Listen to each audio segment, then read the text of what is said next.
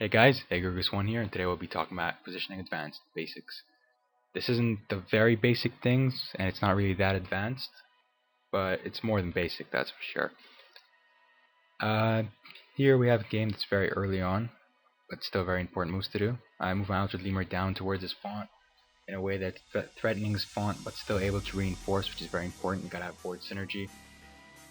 And I'll just let you watch this clip, but before I let you go, keep in mind that I moved out of range of the death touch so that he couldn't hurt me for no reason, and if he gets too close I can easily reinforce and punish him.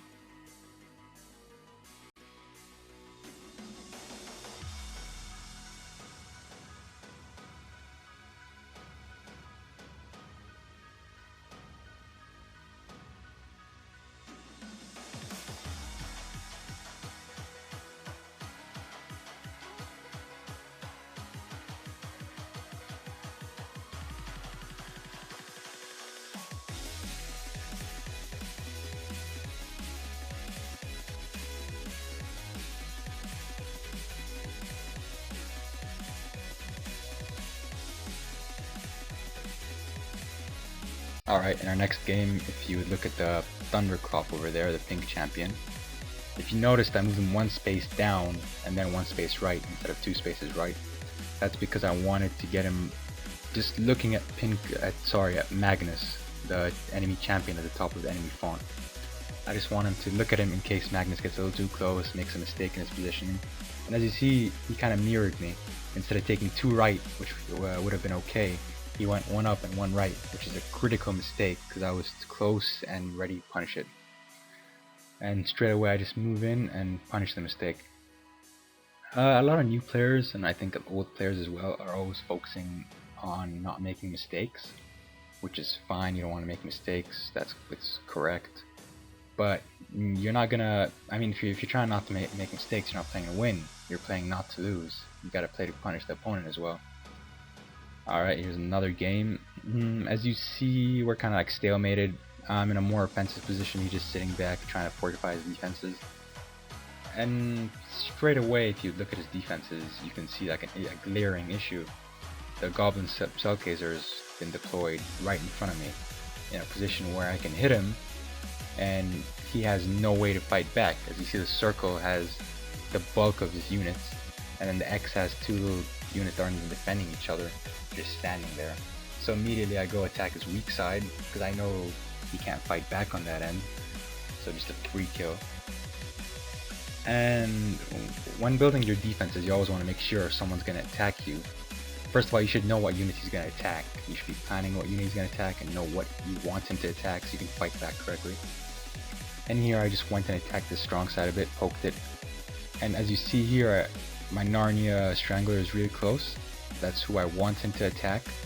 And I'm going to reposition my Grimlick and my other fire champion next to Grimlick so that I can defend the Strangler. Now, here I'm expecting him to kill the Strangler, I don't mind. But the idea is I want to be close enough that however he kills him, I'll be ready to fight back.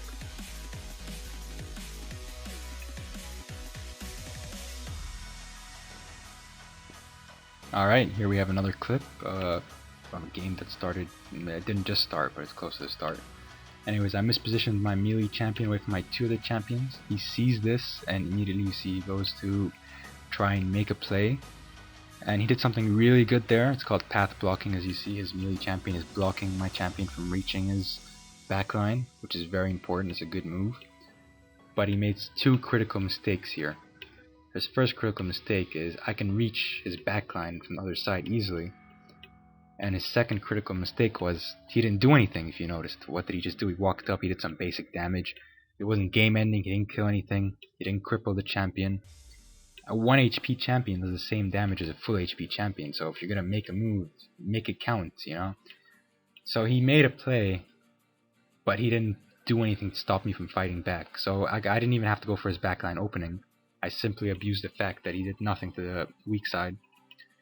And after I killed the champion, I just engaged his backline so that, well, you always want to engage his backline with UD as a very melee based faction. Just really try and pressure and annoy the ranged champions in the back. Alright guys, here we have another game. It's late in the game, kind of like a stalemate. which a lot of people do struggle with. As you see, he has the bulk of his units on this side. He has a lot of ranged champions. It's a very decent BG for this kind of situation. But now you see on the other side, it's a very weak side. He's got nothing there, and his ranged champions are kind of too far to support that side. So immediately I move the illusions up just to engage his ranged champions, so they're kind of stuck there. I go up, even though maybe it wasn't the strongest of plays, I just go up and decide I'm going to kill one unit. But even though I'm only killing one unit, I decided I wanted to stay in a very strong position after killing this unit, so that when he tries to fight back, he'll be in a weak position. Which is something which is pretty important as well. You always want to think about, because I know a lot of people do like big fancy plays, but then they'll leave themselves open for an attack. Now notice how I positioned my champions over here. I have the Narnia Strangler in front, and I have no weak side. Everything is set together really close behind the Narnia Strangler. So I'm wanting him to go for the Narnia Strangler, and he could move his tank around and go for the backline, but Grimlock is covered because he's in the center, so that's really good. So he moves up his unit that was far away, comes and just pokes me a bit. His backline starts to engage, and it goes straight to the Narnia just the way I planned it. Now here's an issue. Notice how his backline's open from the side. His backline should have moved behind his tank so I couldn't flank it.